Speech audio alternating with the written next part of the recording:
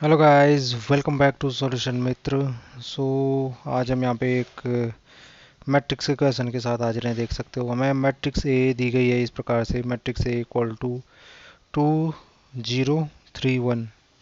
इस प्रकार से हमारे पास मैट्रिक और हमें इसका इनवर्स निकालना है। इनवर्स ऑफ मैट्रिक्स ए निकालना है भाई। कैसे निकालेंगे? तो ये सबसे सरल क्वेश्चन है, समझ लो। ये 2 × 2 की मैट्रिक्स है, इसका हमें क्या करना है, इनवर्स निकालना है।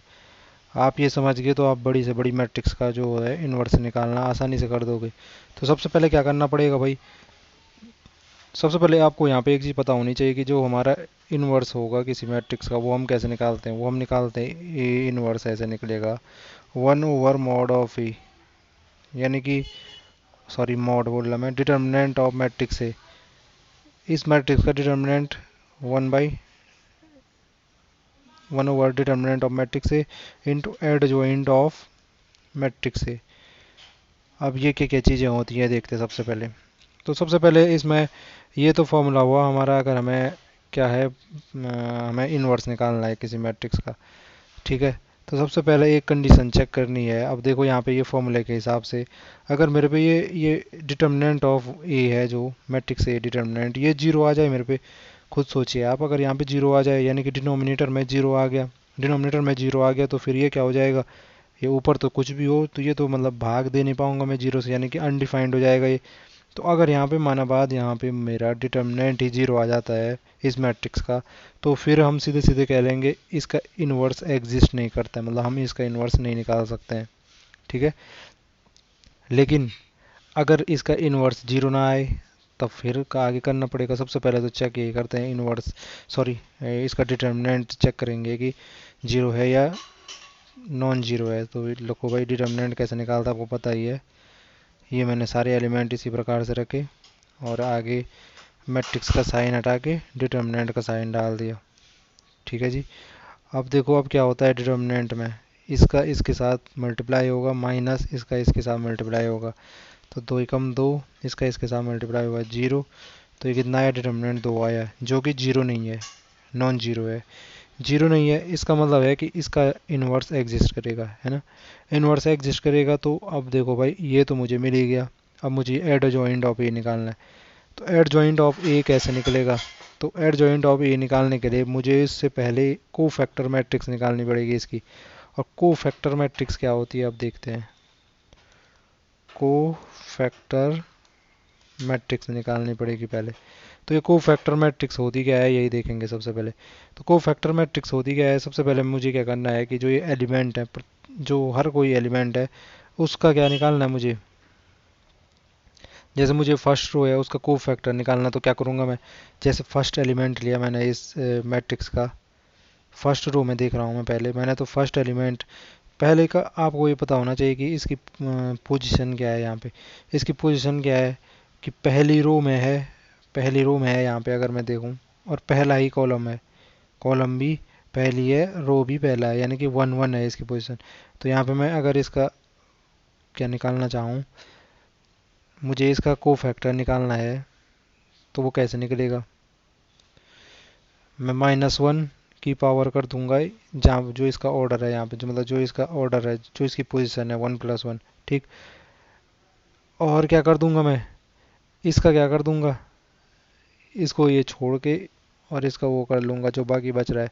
ये सीधे सीधे यहाँ पे मैं ये बोलना चाह रहा हूँ कि मुझे इसके रिस्पेक्ट में जो ये इसके रिस्पेक्ट में मुझे क्या करना है, इसका डिटर्मिनेंट निकालना है, ठीक है। अगर मेरे पास 3 × 3 की रहती वहाँ पे ज़्यादा बेहतर रहता, वहाँ पे आप समझ जाते कि मुझे ये जो बाकी बचा है उसका क्या करना पड़ता, डिटर्मिनेंट निकालना पड़ता, जो बाकी टर्म बचते हैं, ठीक। तो यहाँ पे तो डिटर्मिनेंट लूँगा तो सीधे सीधे यही टर्म बचने वाली है, ठीक। तो लिख ही दूंगा मैं ऐसे। ये रो और ये कॉलम तो छोड़ देना, ये रो भी छोड़ देनी, ये दो कॉलम भी छोड़ देना, बाकी जो बच रहा है उस टर्म का क्या करना है, डिटर्मिनेंट लेना है इस प्रकार से, ठीक। Determinant of 1। अब देखो यही तो बचा ना, इसको इसको छोड़ के डिटर्मिनेंट ऑफ 1 बचा। अब यहाँ पे देखो है डिटर्मिनेंट ऑफ 1 कितना होगा, डिटर्मिनेंट ऑफ 1 1 ही होगा, ठीक। ये -1 की पावर 2 हो जाएगा, वो भी कितना हो जाएगा, -1 की पावर 2 हो गया, तो ये भी 1 हो जाएगा। तो 1 × 1 ये ऐसे इस प्रकार से हो गया, ये कितना बचा, 1 बचा, ठीक। अब ये तो मैंने को फैक्टर निकाला पहले वाले एलिमेंट का, दूसरे वाले एलिमेंट का कैसे निकलेगा, -1 किया, ठीक है। और फिर यहाँ पे ये इसकी पोजीशन क्या है, 1 × 2 है, पहला रो और दूसरा कॉलम। तो मैंने यहाँ पे इसका ये जो ऑर्डर है उसको जोड़ दिया 1 + 2। और यहाँ पे जो एलिमेंट है इसको भी छोड़ना है, जिस कॉलम में और जिस रो में है वो छोड़ देना है। बाकी जो बच रहा है उसका क्या करना है, डिटर्मिनेंट करना है। तो डिटर्मिनेंट ऑफ 3, ठीक है। ये सॉल्व करके क्या आएगा, सॉल्व करके क्या आएगा ये, -1⁻3। -1⁻3 क्या आने वाली है, -1। और 3 का डिटर्मिनेंट क्या आने वाला है, 3। तो ये कितना आया, -3। ये कितना आया, -3। अब ऐसे ही दूसरी रो के जो एलिमेंट हैं उनका कोफैक्टर ढूंढेंगे। तो दूसरी रो में पहला -1, और यहाँ पे देखो ऑर्डर क्या हो जाएगा, इसकी पोजीशन क्या है, दूसरी रो है यानी कि 2, कॉलम पहला है यानी कि 2 और 1। तो -1⁻2 + 1 हो जाएगा, ठीक। फिर क्या करना है, इसके रिस्पेक्ट में वो रो छोड़ देनी है जिसमें ये है, वो कॉलम छोड़ देना, बाकी जो बच रहा है उसका डिटर्मिनेंट, डिटर्मिनेंट ऑफ 0। तो ये क्या हो जाएगा, -1⁻3 कितना आ जाएगा, -1 ही आने वाला है। और डिटर्मिनेंट ऑफ 0 क्या होगा, 0। तो ये हुआ -1 × 0 हो गया, ये कितना हुआ, 0। और यहाँ पे फिर ये बचता है, इसका ऑर्डर क्या है, 2 × 2, यानी कि दूसरी रो में है और दूसरे कॉलम में है। तो इसका अगर मैं कोफैक्टर निकालूंगा तो क्या हो जाएगा, -1⁻2 + 2, और डिटर्मिनेंट ऑफ ये रो भी छोड़ी, ये कॉलम छोड़ा जो बचा, 2, ठीक है। तो ये कितना हो गया, -1⁻4। तो ये आ गया +1 इंटू डिटर्मिनेंट ऑफ 2 कितना हुआ, 2। और ये कितना आ गया, 2 आ गया। तो इस प्रकार से मेरे पे पूरे का पूरा क्या मिल चुका है, कोफैक्टर मिल चुकी है, सारे के सारे एलिमेंट्स के कोफैक्टर मिल चुके हैं। 2 का क्या मिला मेरे को यहाँ पे, 1। 0 का क्या मिला, -3। 3 का क्या मिला, 0 मिला, ठीक। अब यहाँ पे जो हमारा एड जॉइंट होता है, जो हमारा एड जॉइंट होता है, adjoint of this matrix A, वो क्या होता है, वो होता है हमारा एड जॉइंट इस जो कोफैक्टर मैट्रिक्स है उसका ट्रांसपोज करना है। कोफैक्टर मैट्रिक्स बनानी है पहले। कोफैक्टर मैट्रिक्स कैसे बनती, कोफैक्टर वाले जो एलिमेंट है उनको रिस्पेक्टफुली जहाँ पे को जिन जिन एलिमेंट का कोफैक्टर जो है उनकी जगह पे उनको रख दो, ठीक है। जैसे 2 का क्या है, 1 है तो 1 रख दिया, ठीक। 0 का क्या आया, -3 आया तो -3 रख दिया। ऐसे ही 3 का क्या आया था, 3 का 0 आया था तो 0 रख दिया। और एक एक का क्या आया था, यहाँ पे 2 आया था तो 2 रख दिया है, ठीक है। अब देखो ये हमारा क्या हो गया, ये हमारा एड जॉइंट हो गया इस मैट्रिक्स का। नहीं हुआ अभी, सॉरी, ये हमने कोफैक्टर मैट्रिक्स लिखी, ठीक है। अब इसका ट्रांसपोज करना है, ट्रांसपोज करना है, फिर वो होता है हमारा adjoint of A. Transpose का मतलब हुआ कि जो रो हैं उनको कॉलम बना दिया, जो कॉलम है उनको रो बना दिया, ठीक है। तो क्या हो जाएगा ये हो जाएगा मेरे रो को कॉलम बनाया, तो रो को कॉलम बनाया तो ये ऐसे पड़े में थी, खड़ा कर दिया इसको तो -3। ये ऐसे पड़े में थी, खड़ा किया इसको, कॉलम बनाया तो 0 और 2, ठीक है। दूसरा कॉलम बना दिया इस दूसरी रो को, तो इस प्रकार से। तो ये है भाई हमारा एड जॉइंट ऑफ ए। अब देखो आपके पास सब कुछ मिल चुका है, एड जॉइंट ऑफ ए पता चल गया आपको इस फॉर्मूले के हिसाब से। डिटर्मिनेंट ऑफ ए ये निकाले रखा था आपने 2, ठीक। तो अब वैल्यू रखो, ठीक। वैल्यू रखनी है सिर्फ और आपका काम हो जाएगा, ठीक है। तो वैल्यू कैसे रखेंगे भाई, यहीं पे आ जाएगा, आने के लिए आ तो जाएगा वैसे। चलो नीचे ही करते हैं, फिर से लिखने में क्या जा रहा, खुला खुला करेंगे। देखो भाई ए इनवर्स फिर से लिख दिया हमने। ए इनवर्स होता है 1/डिटर्मिनेंट ऑफ ए इंटू क्या होता है, adjoint of matrix A, ठीक। अब देखो यहाँ पे one by determinant of A, determinant of A कितना था भाई, डिटर्मिनेंट ऑफ ए ये देख लो भाई, डिटर्मिनेंट ऑफ ए कितना आया था हमारा, 2 आया था। तो डिटर्मिनेंट ऑफ ए तो यहाँ से रख दिया मैंने, कितना है, 2 है भाई। एड जॉइंट ऑफ ए यहाँ पे आ रखा है, इसको भी रख दिया यहाँ से, 1 0 -3 2, ठीक। अब देखो अब ये ऐसा हो गया कि एक स्केलर है 1/2, उसका मल्टीप्लाई कर रहा हूँ मैं अंदर किसी मैट्रिक्स में।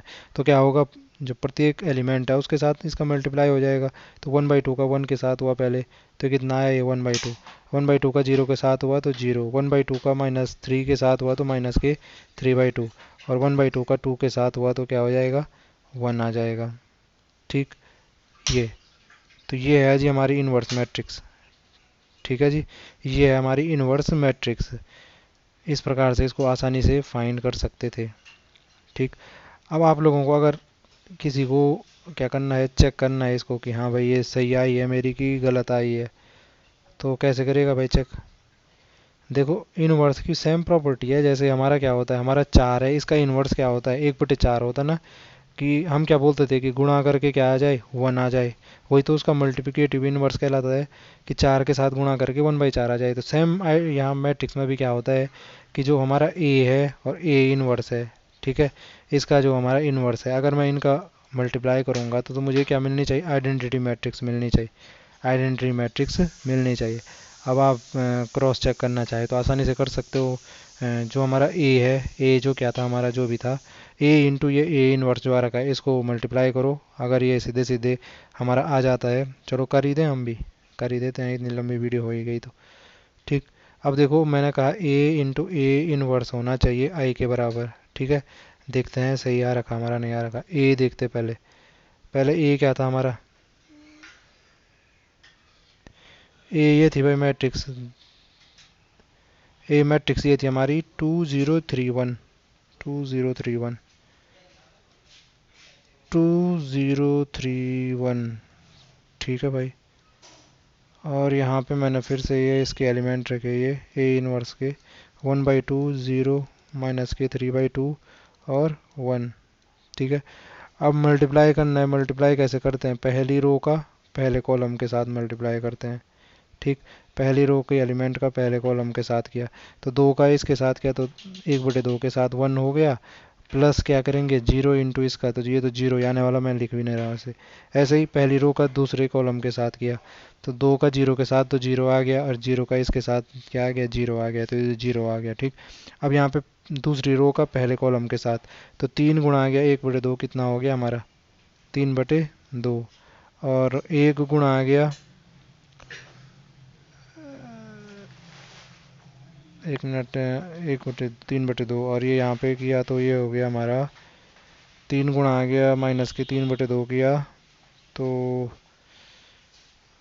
प्लस के, सॉरी, ये हो गया ना ये, अरे मैंने थोड़ा सा गैप बना के करता, ये थोड़ा गड़बड़ इसलिए लग रही, ये देखो कंफ्यूज हो गया था मैं। जैसे ये इसका किया इसके साथ, तो 3 का किया 1/2 के साथ, तो 3/2 आया, ठीक। प्लस करते हैं इसका इंटू इसका मल्टीप्लाई, है ना, ऐसे में ऐसे मल्टीप्लाई हो रहा है दूसरे का दूसरे एलिमेंट के साथ, तो ये आ गया 1 गुणा माइनस के 3/2, कितना आ गया, माइनस के 3/2, ठीक।